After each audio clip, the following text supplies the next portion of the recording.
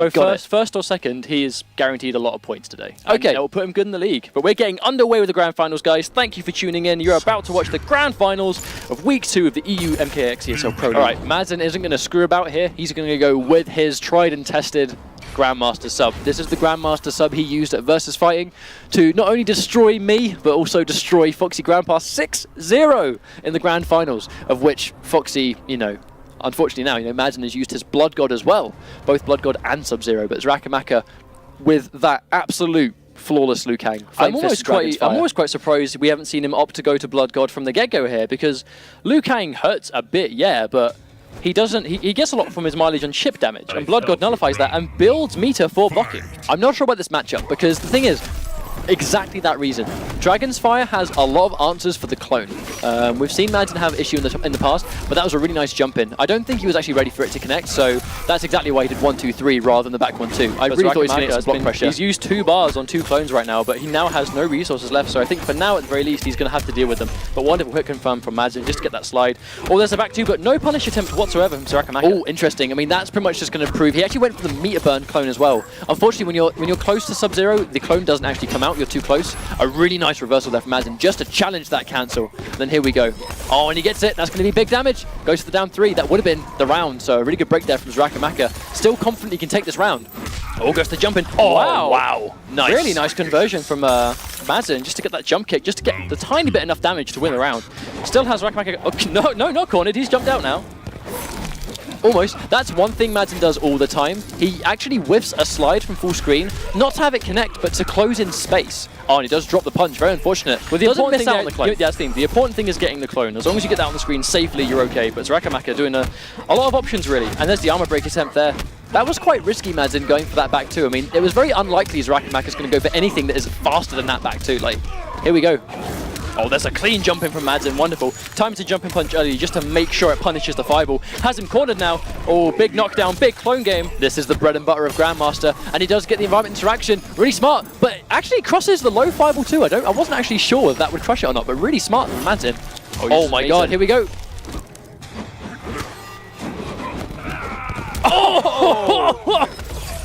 Okay, the reason that was so good, right, guys? The reason that was so good. A lot happened there. If Madzin crouched blocked right at the end of that last hit, if he crouch blocked, he would have raised his hitbox, and the last hit of that forward 4-4 would have hit him and chipped him, and then put him in a situation where he's blocking now. And that's a mix-up of, okay, am I going to poke? A down one would have done it. A down one would have done it. He neutral crouched to make it whiff, which gave him a free hit to finish. But not before. It started from Xarakamaka doing a really smart delayed wake up to make the back 3-3 whiff, meaning only the down 4 connected, which is exactly why he had his own opportunity to do forward 4-4-4. That's why I love the later stage of these tournaments, because you know you're guaranteed the best of that week to be there, and that's what we're seeing here. This is the best. This is the best EU has to offer right now, and we're seeing Grandmaster Sub-Zero. Debatably, we're also seeing the benefits of not only being a character specialist, but being a character specialist of 2 characters.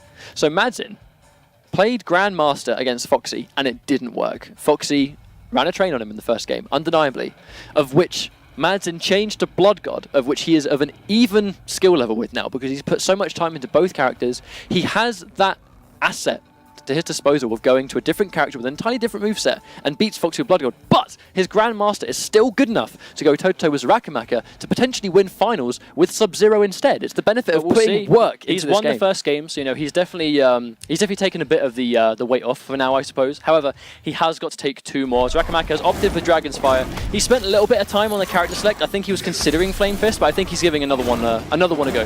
Well, the thing is, it's actually the quick armor and the meter burn bicycle kick that can actually really help him in this matchup. Unfortunately, does 1 low fireballs too many, and he does get tagged by the ice ball. You notice how Madzin opted to close the space with 4 dashes, not a run, just to make sure that he had the stamina to get the full combo. That's gonna hurt. Here we go. Here comes Madzin. The second you get that low clone, that hurts. 43% meter. Listen to another clone. Thing is, those clone recapture freezes that we see loads of Sub-Zero players go for in the corner. I love how out of all the Sub-Zero players I've seen, Madzin has the best ways to convert them to guarantee that second refreeze. The danger is that Madzin is forcing Xarakamaka to break in the corner all the time, which is giving Xarakamaka no stamina to go for those run cancels. And so he's also back to the corner still. I mean, Madzin, he unfortunately has lost the corner here, but he took the round, which is definitely worth it. But Xarakamaka going for this mid-range game again. Or going for the dash cancels, can see that Madzin's got no bar, no armor available. And Here comes the bicycle kick just to be plus. And there you go, you can't jump out of this. It's completely guaranteed. Wonderful stuff. Oh, catches him jumping again, and there's another wonderful conversion. Just like that, he's lost like 65, 70% of his health, constantly trying to jump out, and there's the wake up. Xarakamaka thinks he's going to jump again. Oh, and there we go. That's what he needs. And exactly the reason he got hit by that string is because absolutely Madzin was expecting a back throw. I'm certain of it. Or he knew that he was chip damage away and didn't want to give Xarakamaka the free meter. Oh, that was a clutch jump. Does get the jump over there. Oh, there's the corner carry. Literally 75% of the screen to the corner, just like that. Oh, and there's the meter burn. Clone does keep him safe, but still blocking, and unfortunately uses the bar. Xarakamaka was just shy of that bar of meter, though, so he's in a situation where he can tries the neutral jug under the clone toss, but does get hit by it. Oh, he tried to whiff punish the slide, but he just got hit anyway. Very unfortunate for Xarakamaka. Now, these guys are paying attention right now. We're seeing wonderful hit confirms, and even block confirms into other safer specials just to make sure they're safe.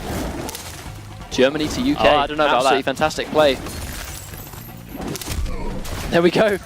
Tarzan up in this. Here we go. That's a good trade for Xarakamaka. Gets that away. That delayed jumping punch just to beat the anti-air uppercut. Normally, I think Liu Kang known for having a fantastic uppercut, but we're really seeing it fail to anti-air in a lot of situations. And there's that clean jump in. Madzin's actually going to take this 2-0. If he doesn't drop this combo, this is going to be it. That's absolutely going to be the damage. And here we go. Madzin takes game 2. Could this be a 3-0 sweep? Well, Madzin hasn't won a tournament in the ESL League since he won the mid-season showdown all the way back in Season 1, where he took it against Taco in 3-2 in a last game, last round, really, really good, really strong Grandmaster Sub-Zero mirror match. Madzin almost defeated Perfect Legend at the ESL Season 1 finals, actually. Very close. It was just a couple of misplays, actually, and not going... He actually had the game against Perfect Legend a couple of times. It was just... I will massively pin that to just not being as experienced in tournaments, of which Perfect Legend deserved to win the set, because he's more experienced. It's all about who plays better on the day. It was just Madzin playing a couple of misplays. You know, this guy has what it takes. And then he goes, obviously, and does top 17 at EVO. Does really well for himself there. Loses to Saltface, I believe. I'm going to pay close attention to who we see Xarakamaka pick here variation-wise, because he's hovering over Dragon's Fire, but he's taking his time.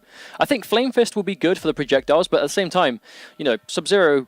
He's going to trade safely with projectiles a lot of the time, especially if yours doesn't stun. Like, he's going to get the clone up, throw a projectile, even if, you know, yours doesn't hit him, he's going to have a clone to absorb yours. If you're a character with a stun, the thing is, if you're a character with a stunning projectile, any trade is in your favor. So, you know, Master of Souls Ermac, Grandmaster Sub, two characters that probably have the best projectile trades in the game, because Master of Souls gets the Vortex, and Grandmaster Sub gets the corner carry. So it's kind of, you know, he has opted to go back to Dragon's Fire. We're going to see a full-on rematch. Xarakamaka's got to win 3 games in a row. I agree with the change. Not the change, I agree with staying with Dragon's Fire, because when he's the stage is different, if it makes you feel any better. But when he's in, the pressure works. And the fireballs are putting in work. Like I said, it's just Madzin getting a couple of good reads on Xarakamaka. It's not, the variations have nothing to do with it. It's just the reads that Madzin is making on Xarakamaka. Well, I predict that no matter how the rest of the set goes, these will be the two characters we see. Because we know that his Grandmaster Sub is good enough to take 2 games off Xarakamaka. It can take the 3rd. But Xarakamaka has picked this, and there's the clone. I love that Madzin is actually opting to go for... Right, so Madzin is actually going for the meter burn clone. That conversion, can we talk about that for a second? Madzin's going for the meter burn clone here because A, it's armored. So you'll take the armor, but Liu Kang still hits into the clone. He still punches the clone. Punish with a forward 4. Oh, uses the bar. Tries to go for big damage here. Oh, but he drops it. Oh, goes. That was wonderful. That was a wake-up shatter. That was a wake-up clone. That was no drop. That was him trying to go for wake-up clone, and Xarakamaka repositioning his wake-up attack. Smart stuff. Beautiful stuff. Because if wake-up ice ball comes out, that ain't armored. That's no invincibility. That's not safe.